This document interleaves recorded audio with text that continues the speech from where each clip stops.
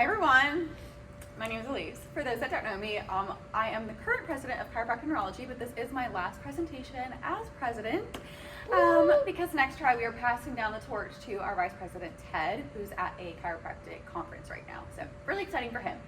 But today I'm going to be presenting a case report that Dr. Norkus and I have been working on for the last 6 months or so. So it has been very close to my heart. We started it in October. We finished the actual presentation or this report itself in January, and we have been writing and editing it since. So it has become my baby over the last 6 months, and I'm very proud of the work that we've done together. So today we're going to go over that, and we'll be exploring the efficacy of transcranial direct current stimulation, otherwise known as tDCS, specifically in regards to the treatment of post-traumatic stress disorder and PTSD. So here's the actual paper that we wrote, in case anyone's curious as to how it kind of turned out and looks. It ended up being about 7 pages of written content with up to 9 pages of references, so we had an extra 2 pages for the references. We're currently working on those final edits that Dr. Norkus is putting the final touches before we send it off to the publishing process. So maybe by the time we graduate, I will have a published research article on my name, which is really cool. I'm excited. So what is tDCS? I know it's kind of flown under the radar and not many people even know what it is or what it means. So it started coming about in the last couple of decades, but like I said, has really flown under the radar and hasn't really been brought up as a treatment option in a more common route. But it is a non-invasive neuromodulation technique that has potential applications in a lot of conditions, but specifically psychiatric disorders for this presentation. So I do have a video and picture of the device coming up, but it's a portable machine that's really similar to a muscle TENS unit you could give a patient. It just has a much lower power output because it does go on the head, and obviously the brain doesn't need quite as much stimulation as your QLs or your traps might need. So it is typically going to be used with a bihemispheric electrode placement, and that is so that it can upregulate or downregulate specific targeted cortical regions. So simply stated, where you put the electrodes is going to depend completely on what condition you're trying to treat. So for our patient specifically, he came into his first patient interview with Dr. Norkus and he stated, "I know I sound crazy, but it feels like the left and the right side of my brain are working differently." And Dr. Norkus literally laughed in his face, and it was so funny, and I will never forget it because he was like, "I'm a neurologist, nothing sounds crazy to me, and you're absolutely right. Your left and the right side of your brains are working differently." So for PTSD specifically, it has a tendency to diminish the blood flow to the right prefrontal cortex, which is a key component of who you are. It's our central executive network that focuses on cognitive and emotional regulation. So patients with PTSD are suffering from these symptoms because of that reduced blood flow. The disorder of his brain was actually causing a legitimate discrepancy in the side-to-side coordination and function. So although his brain stayed connected at all times, the neuronal connections weren't always flowing coherently. So that discrepancy from right to left is why PTSD can be seen on brain scans and MRIs. You can see here that this side is definitely more greatly affected compared to the other side, and compared to obviously no PTSD at all. Our patient is not crazy. He was right. He was just happened to feel the biological connections in his brain. So he's actually very in tune with his body, if you ask me. So here's just a video kind of introducing what tDCS is and the practical applications of it. Sound might work. Oh, it does work. Great. Kids have always been fascinated with electricity. Take Frankenstein, for example. But the stuff of fiction may actually have some modern science behind it. We haven't figured out quite yet how to hack the brain. This is one step closer for sure. It's called Transcranial Direct Current Stimulation, or tDCS. Basically, it involves a battery-powered device and electrodes that send low-level currents to certain parts of the brain. It's been used by the military for decades. The Air Force has used tDCS devices to cut pilot training time in half. It's been found to increase a pilot's brain functions, helping them to pick out targets in complex radar images for unmanned drone attacks. I can tell you that it's been around for quite a while, but it's literally been sort of flying under the radar. Users apply electrodes to the forehead, turn on the current, and the result is a feeling kind of like pins and needles. Like a tingling sensation right along here, where you apply the electrode. But what's going on inside the brain's frontal lobe is another matter. This is something that is inducing changes in the brain at the neuronal level. Changes that claim to enhance a person's focus and memory, allow for more precise decision-making, and generate faster learning capabilities. Dr. Brett Osborne, a Jupiter neurosurgeon, has used a manufactured tDCS device himself. You feel more sort of tuned in, but there is definitively a significant difference in those who use it versus those who don't. There are several tDCS devices sold online with $200+ price tags, but there's also reports of students making at-home units for less than $50 using 9-volt batteries and electrodes. The honest answer is I'd much rather have them using things like this than using stimulants like Adderall. Dr. Osborne says the devices are relatively harmless because the electrical current is so low, even though long-term effects are still unclear. It's an evolving field. It's in its infancy. It's not going away. It's only going to get more and more refined. Dr. Osborne says for best results, tDCS devices must be worn for 10 to 20 minute sessions daily, and the effect lasts for an additional 3 to 4 hours. Stephanie Brzezinski, WPBF 25 News. Okay, so as you saw, it has really practical benefits and can be used in day-to-day life, even like students in school. I personally wouldn't make my own because I'm just not that advanced in electricity and mechanics. But you guys could even look into getting your own devices. It does have montages. Those are the electrode placements for attention improvement, working memory improvement, complex memory span, and even improvement in ADHD symptoms. So NYU Langone campus actually has its own tDCS program where students can receive a device for free treatment as long as they do like monthly surveys, and it helps with their education.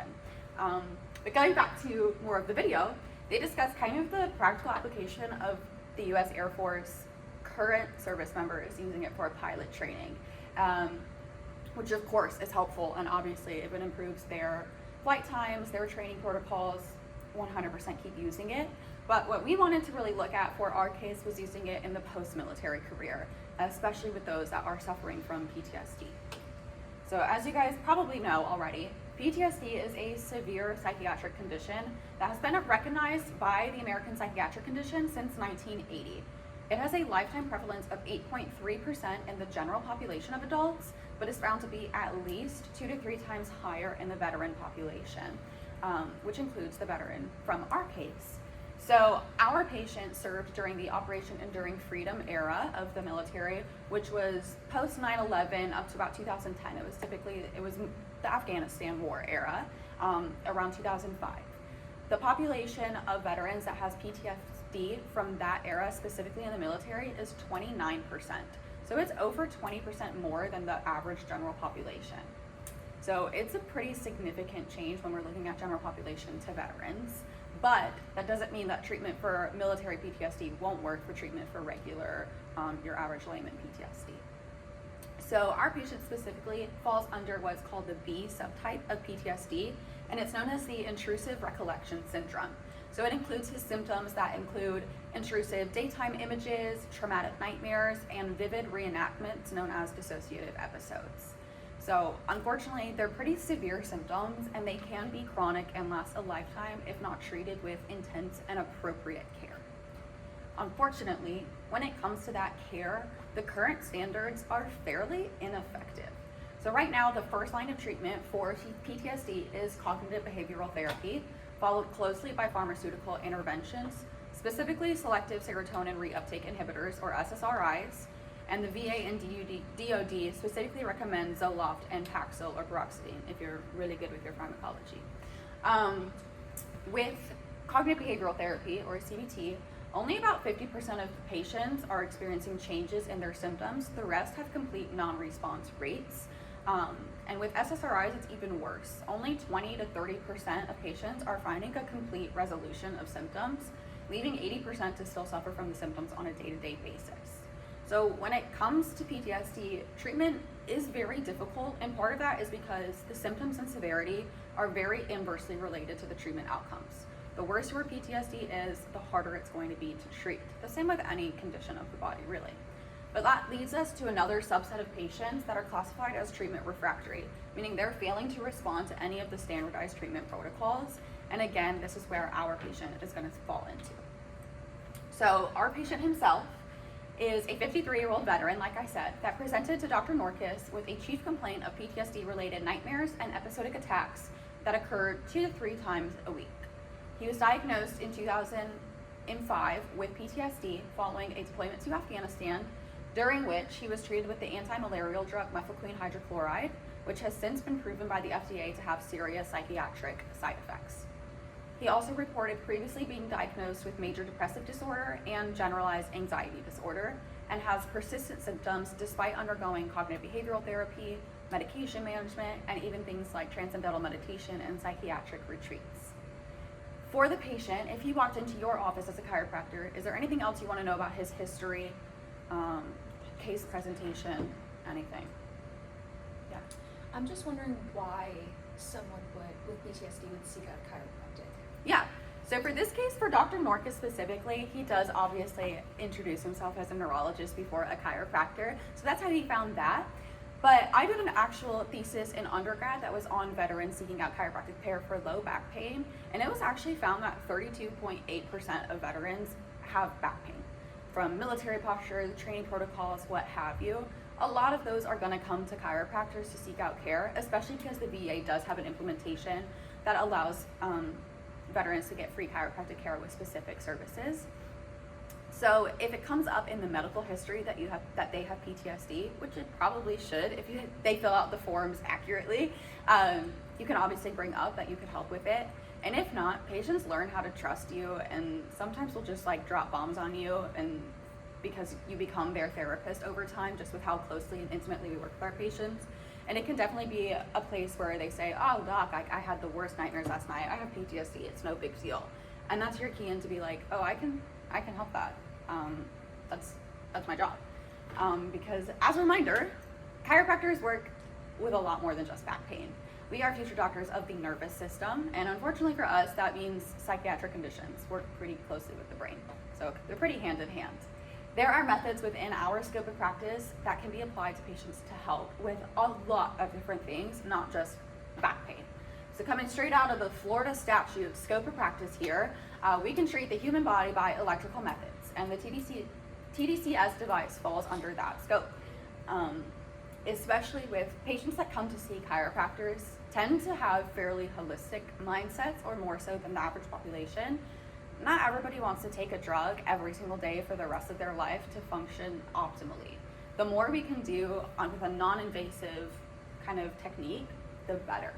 The tDCS montage, or the tDCS device, has plenty of montages for such a huge variety of conditions. And even musculoskeletally, it has conditions or montages for conditions that would reduce migraine pain. It has improved sleep montages. It even has an overall pain reduction montage. So the device itself has a lot of applications for you if you do have a focus more on the musculoskeletal side versus the psychiatric world as well.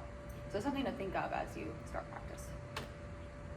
So going back to our patient, in order to assess the severity of his condition, we had him complete the DSM-5's PTSD checklist, and he scored a 38 out of 80. Over a 20 is known as clinical PTSD diagnoses, and over a 30 is known to need more evidence-based intervention or treatment. So he was well above that margin. And we also had him complete the NIH Toolbox's perceived stress form, and that was more to see how his PTSD was affecting his day-to-day life. So on the DCM-5, you'll see PTSD specific questions. Nightmares, are you on guard? Are you having trouble having positive feelings? But on the day-to-day perceived stress, it's how often have you felt things are going your way? It's more of a depression based tool to see how his PTSD symptoms are affecting his quality of life and his regular activities of daily living. And on that, he scored a 31 out of 50. So these are the original baseline copies of it. So due to his condition being pretty treatment refractory in previous tries, Dr. Norquist did deem him a valid candidate for tDCS, and we set him up with an at-home device that looks like this. tDCS system that includes everything you need to get started. You get a lightweight, compact, durable device with an easy-to-read backlit control panel, a wire set, a pair of latex-free, high-grade silicone electrodes, 2 complete sets of sponges, and a comfortable, elastic headband. Battery is included. The only thing you need to provide is some salt water, which we show you how to make with common table salt and tap water. The brain driver is known for durability and reliability and comes with built-in electronics to ensure that you have an effective session with each and every use over many years. See all the details in the product description. Get started now on your path to success with your very own brain driver tDCS system. Available now. So this was super easy and accessible to get. We ordered it on Amazon Prime for $130 and it was delivered to our patient in 2 days. So it seems like a good chunk of money, but when you're thinking of how much it would cost him to see a therapist every week for the rest of his life, or how much it would cost him to get a Zoloft prescription every month for the rest of his life, those start to add up a bit more. So this is actually pretty cheap in comparison to other treatment options.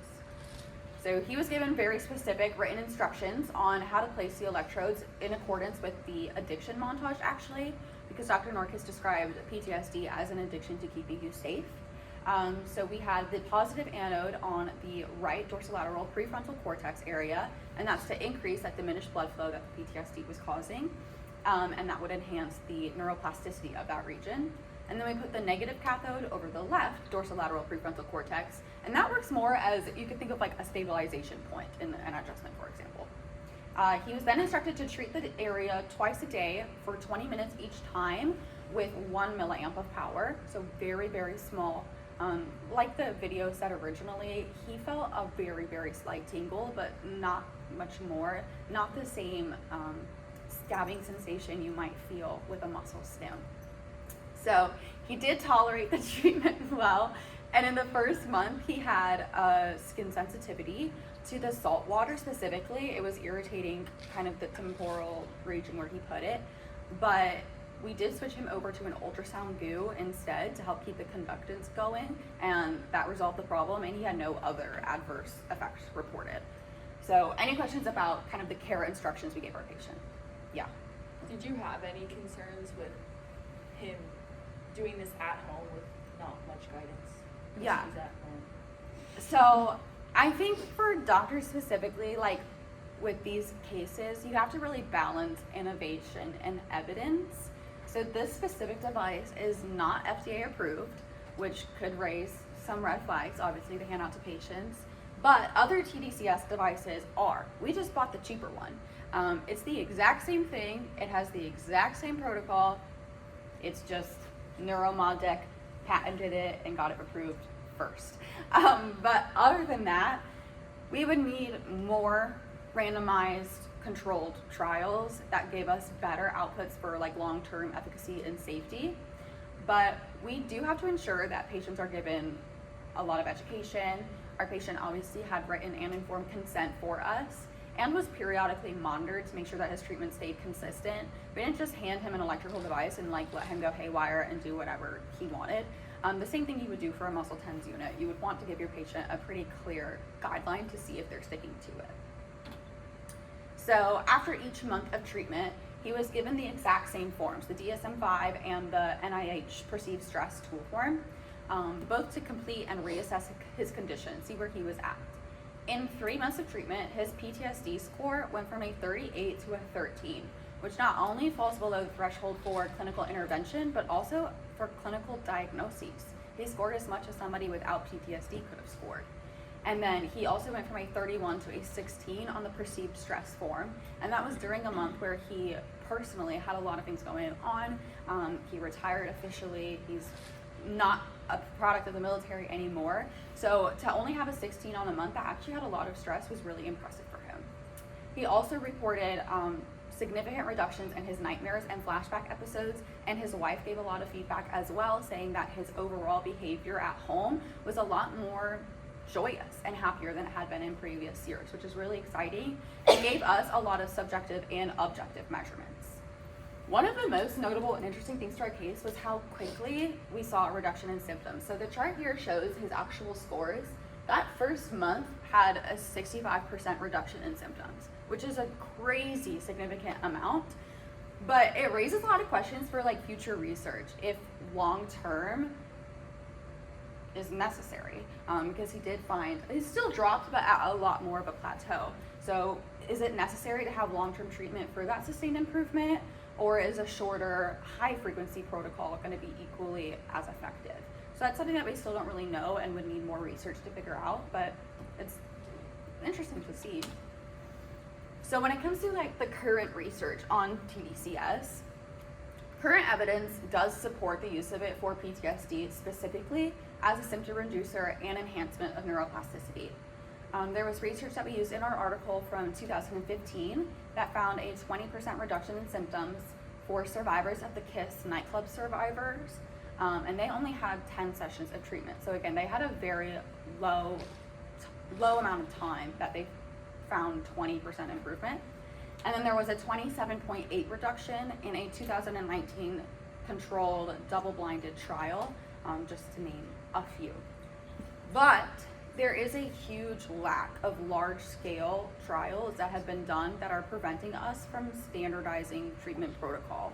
So if you search tDCS and PTSD on an advanced search on PubMed, for example, only 64 results showed up, which sounds like a decent chunk, but if you compared it to looking up Zoloft per se and PTSD, you would get hundreds, if not thousands of results, because like we've discussed, it's just kind of flown under the radar.